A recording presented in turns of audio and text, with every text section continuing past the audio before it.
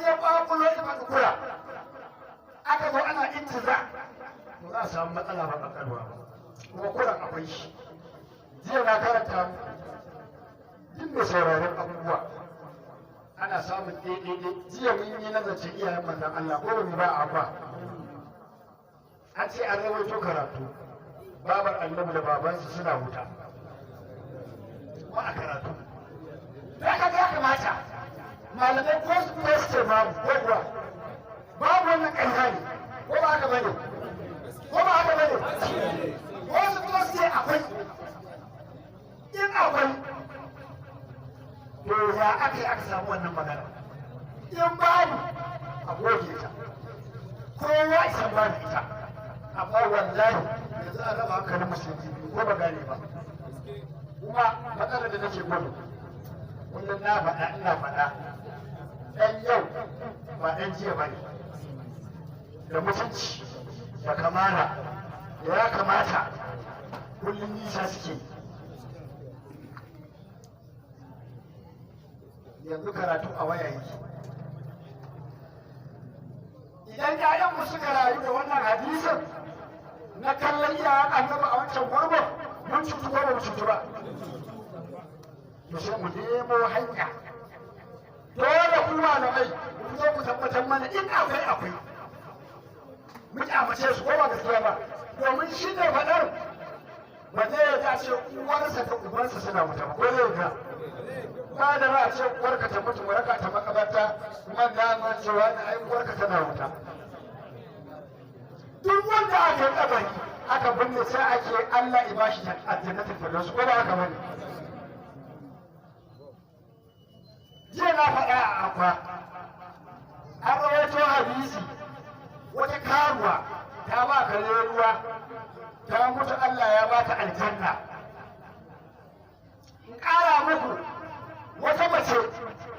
ta kulle mage bata bata ta je ta ci abinci ba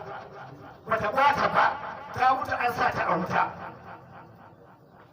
nan wannan mahaifiyar manzon Allah da ta sha da shi ta kyautata masa ita kuma an ce tana wuta don Allah jama'a ko ba aya ba hadisi hankali zai yi aiki karuwa ta ba kare ruwa an ba ta aljanna amina ta sha da wannan annabin da muke ta faɗa kyawawan ɗabi'unsa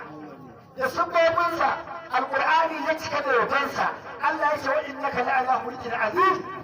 duk Allah ya gama kwarzanta shi kuma kammama shi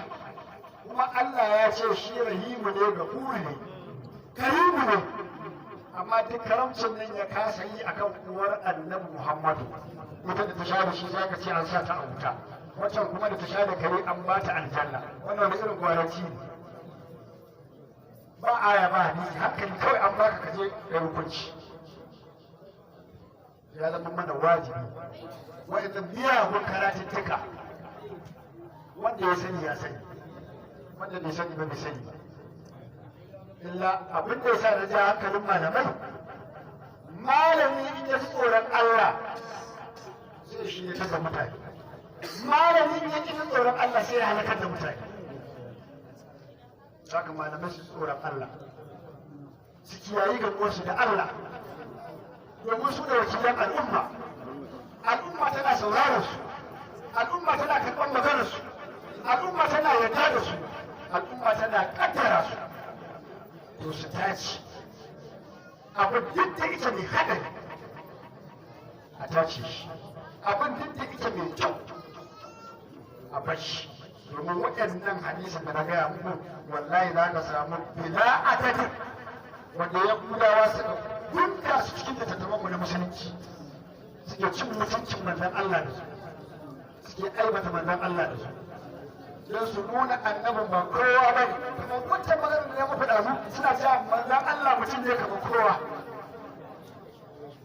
to bari a kai wasu abubuwa a nana wajibi sai mun kula da wannan gurɓataccen zamanin saboda ƴaƴanmu da masoyanmu da ƙannanmu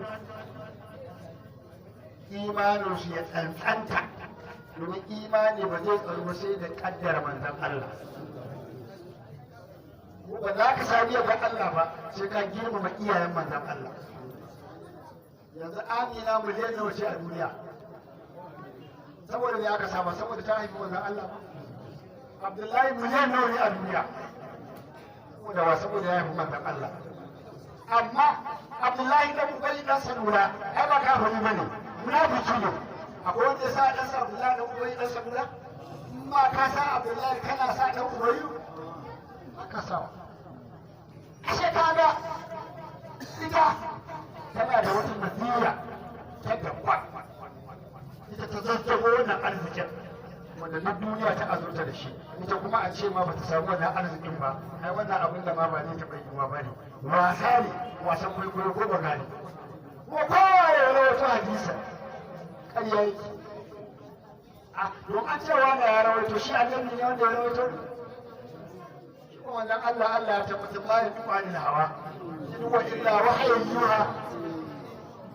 Imam Malik sai ana iya karɓar magana kowa, ana iya fitar da ita, sai illa sai ba hadar kabari, sai ma abocin wannan kabari shi ne annabi Muhammad. Magana sai kawai ina faɗa karkar, amma shewaye in ya zai a karɓar da zai ba a watsar ba a yi mawayi shi shewa, ko shewaye ba a mawayi, ko malam waye ba a yi mawayi. Wannan shi za mu kiyaye. Muna roƙon Allah ya tsare mana imanin mu, ya ɗora mu akan as-siratal mustaqima daga wannan baƙin zamani da gurɓata, sai mu yayi wa mu tashi. Na gomin ajiba